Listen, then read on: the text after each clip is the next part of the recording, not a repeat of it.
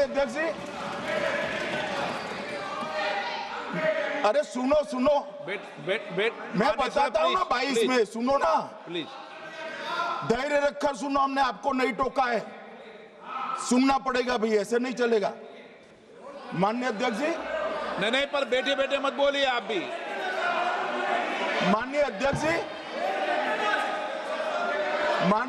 जी, 23 अप्रैल को टिप्पणी मत करिए। एक सुरक्षा मीटिंग की गई, सभी सुरक्षा बल, सेना, CRPF, BSF, Jammu Kashmir police, और सबसे पहले उसमें निर्णय किया गया कि जो नृशंस हत्यारे हैं वो देश छोड़कर पाकिस्तान भाग न पाए, इसकी हमने पुख्ता व्यवस्था की और भागने नहीं दी। 22 मई को आईबी के पास एक ह्यूमन इंटेल आई और एक क्षेत्र के अंदर, दाची गांव क्षेत्र के अंदर आतंकवादियों की उपस्थिति की सूचना मिली।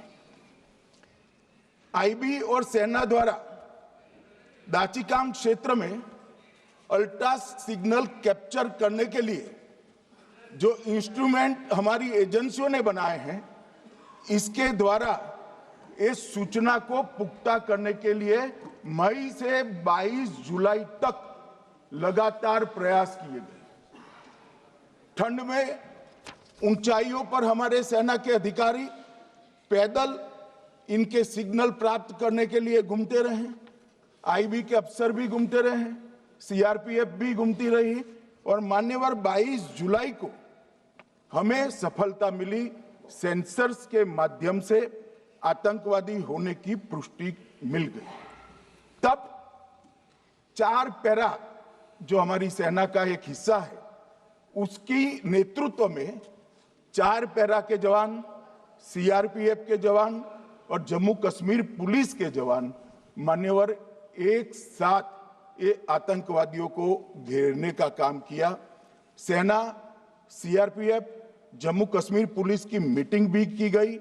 जो 5 ह्यूमन एसेट्स थे उनको भी वहां भेजा गया, और कुल मिलाकर कल जो ऑपरेशन हुआ, इसमें हमारे निर्दोष नागरिकों को मारने वाले तीनों आतंकी मौत के घाट उतार दिए।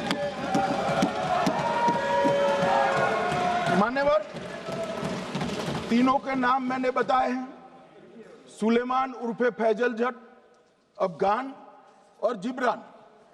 मान्यवर, वो तो एक आशंका थी कि यही लोगों ने घटना की है, मगर मैं बाद में एनआईए की जांच पर आता हूं, एनआईए ने पहले से ही इनको, जिन्होंने आसरा लिया था, वो लोगों को गिरफ्तार कर रखा था, उनको खाना पहुंचाने वाले लोगों को अपने कब्जे में रखा था।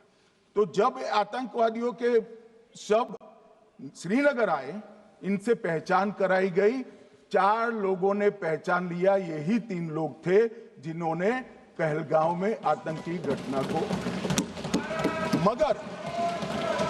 मगर हमने इस पर भी भरोसा नहीं किया मान्यवर, कोई जल्दबाजी नहीं की। हमने जो आतंकी घटना स्थान से कारतूस मिले थे, वो कारतूस का एफएसएल रिपोर्ट पहले से करा कर रखा था, और चंडीगढ़ सेंट्रल एफएसएल के अंदर बैलिस्टिक रिपोर्ट के आधार पर उनका रिपोर्ट तैयार था। जब ये कल आतंकवादी मारे गए, इनकी 3 राइफलें पकड़ी गई, एक M9 अमेरिकन राइफल थी और 2 AK-47 राइफल थी। जो कारतूस मिले थे वो भी M9 और AK-47 के भी थे, मगर हमने इससे भी संतोष नहीं माना। ये राइफलों को एक विशिष्ट विमान के द्वारा कल रात को 12 बजे चंडीगढ़ पहुंचा गया, और पूरी रात फायरिंग कर इसके भी खाली खोखे जनरेट किए गए। 2 खोखों का मिलान किया गया, राइफल की नाली और निकले हुए खोखों का भी मिलान हो गया। तब ये तय हो गया कि इन्हीं 3 राइफलों से हमारे निर्दोष नागरिक मारे गए। और मान्यवर, आज मैं सदन को बताते हुए बहुत खुश हूं, मोदी जी ने ऑपरेशन सिंदूर कर आतंकवादियों को जिन्होंने आतंकवादियों को भेजा था उनके आकाओं को जमीन में मिलाने का काम किया था सेना और सीआरपीएफ ने। वो आतंकवादियों को भी समाप्त कर दिया। और मान्यवर,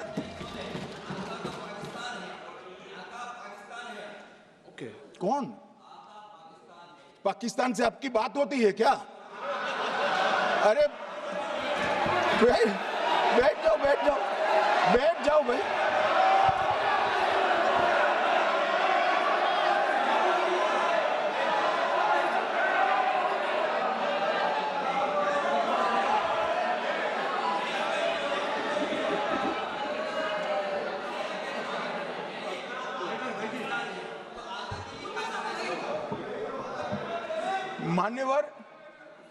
मान्यवर मैं बताता हूं कैसे इनके आका मारे गए, वो भी नाम के साथ बताता हूं, जगह के साथ बताता हूं, घंटे मिनट और सेकंड के साथ बताता हूं। मान्यवर मैं तो अपेक्षा करता था कि जब एक सूचना सुनेंगे पक्ष विपक्ष में खुशी की लहर दौड़ जाएगी, मगर ये स्याही पड़ गई इनके चेहरे। क्या है मान्यवर, किस तरह की पॉलिटिक्स? भाई आतंकवादी मारे गए, आपको इसका भी आनंद नहीं है?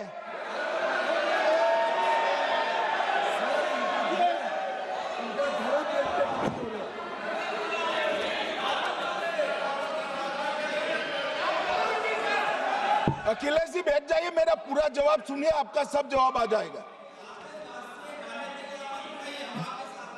भाई आप आतंकवादियों का धर्म देखकर दुखी मत होइए।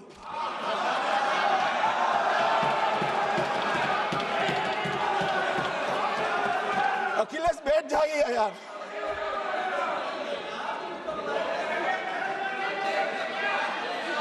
अखिलेश जी बैठ जाइए।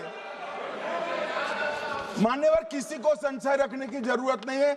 बैलिस्टिक रिपोर्ट मेरे पास है, मेरे हाथ में है, और 6 वैज्ञानिकों ने इसको क्रॉस चेक किया है। सुबह 4:46 पर फोन पर मुझे 6 ने वीडियो फोन पर कहा है कि 100% वही गोलियां हैं जो वहां चलाई। मान्यवर, ये हमारे देश की सेना, सीआरपीएफ और जम्मू कश्मीर पुलिस, ये तीनों का एक साझा बहुत बड़ा कामयाबी है, जिस पर 140 करोड़ को नाज होना चाहिए, देश की जनता को नाज। मान्यवर, मैं तो गया था वहां पर जब ये घटना हुई। दूसरे दिन इनके परिजनों को मिला था। 6 दिन की शादी वाली बच्ची विधवा होकर मेरे सामने खड़ी थी। आज तक मैं वो दृश्य नहीं भूल सकता।